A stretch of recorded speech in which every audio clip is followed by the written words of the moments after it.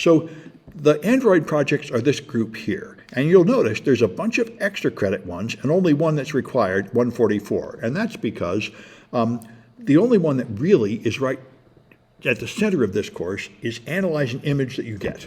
The rest is actually how you can create that image. So let me just start with this one, which is the required one, M144. This is the one everybody should do. And it's really not a big surprise. It's essentially the same as the iPhone one, which you're going to do down here in F230. You install 7-zip, you download an evidence file, which is 1.7 gigabytes. And then you, you don't use HashCalc anymore in modern versions of Windows. You use PowerShell to verify the hash. But anyway, here's the hash if you want to verify it. You can also skip that step if you want to. It doesn't really matter unless your file gets a bad download.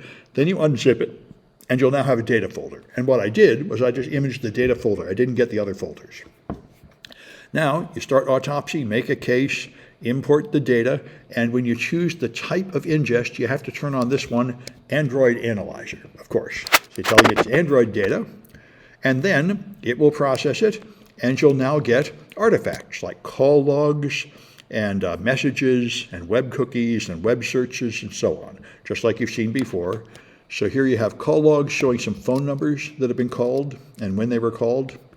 And now you just we'll be able to look at the apps and find the newest app that was installed and what website was viewed in the browser, that sort of thing. So it's really like what you've done before.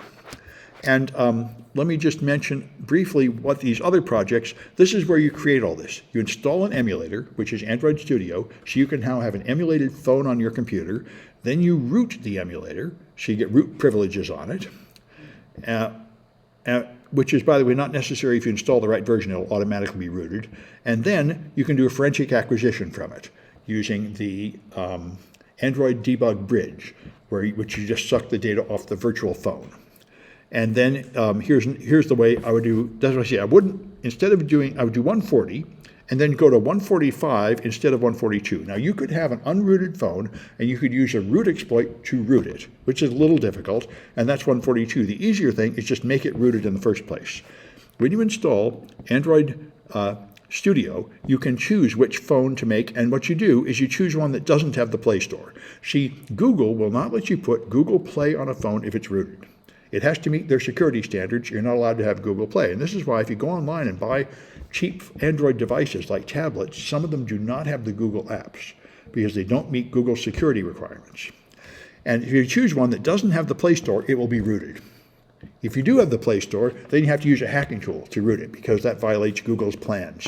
That's all. So you can make a phone in the emulator, and then you'll have an emulated phone here. You can put apps on it, and you can suck the data off it, and you won't have a problem achieving root on it. So anyway, that's what these other projects do. I don't think I'll demonstrate them live, but if you're interested, you can do this. If you want to do this in detail, that's our mobile device hacking class, where we do this for the whole semester. We make these emulated devices, we put apps on them, we take apart the apps, we hack the apps, we make modified apps that steal your password and things like that. But these are just the steps I use to make the data in M144.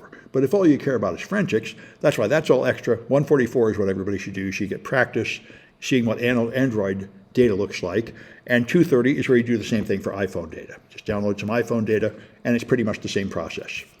You unzip. For the iPhone was heavy. It was almost 6 gigabytes. Yeah, it's bigger. Yeah, because I made my own Android. I made a small one. Okay. The iPhone is a real iPhone, and so it's bigger. Yes, so that's the iPhone is. But it's from 2021, and yes, 6 gigs. Yep, it's bigger. Yep, that's right. Yeah, the Android I was able to make a nice small one because I controlled it. Where should we submit the extra credit projects? There should be a way to submit them inside Canvas. If not, I can make that. I'm going to stop the recording. Let me just check right now for that.